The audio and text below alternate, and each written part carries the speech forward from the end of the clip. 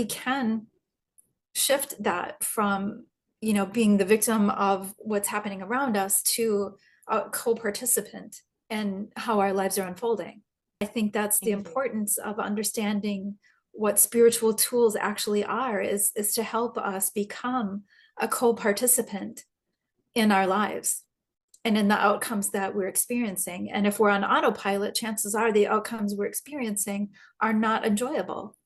They're not what we would optimally design for our lives. And there is something that we can do about it. One of the phrases that is consistently repeated in the last few years is, there's nothing you can do, there's nothing you can do, there's nothing you can do. And if I never hear that phrase again, I will be a very happy girl.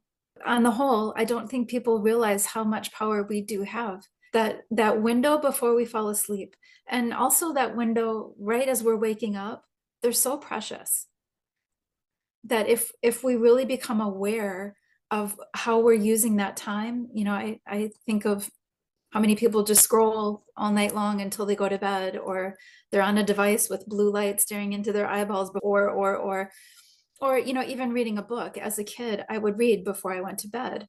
What was the material that I was reading? Was it for my greatest good?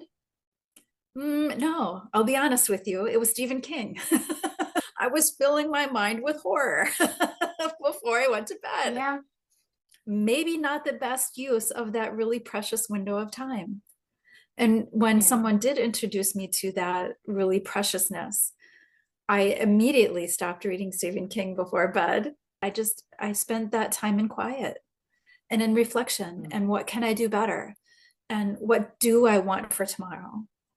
And you start to see how valuable it is, even if it's, 2 minutes, 5 minutes, 7 minutes. It's a blip on the radar screen of life in that time.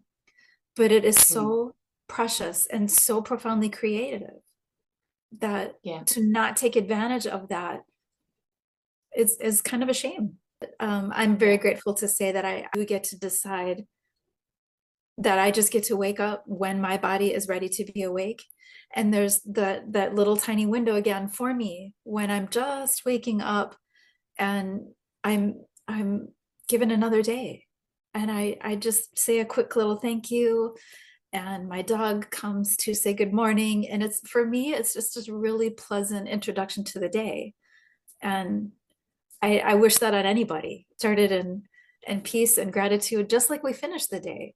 And what was amazing, what could I have done a little better, and what do I want to orchestrate for tomorrow?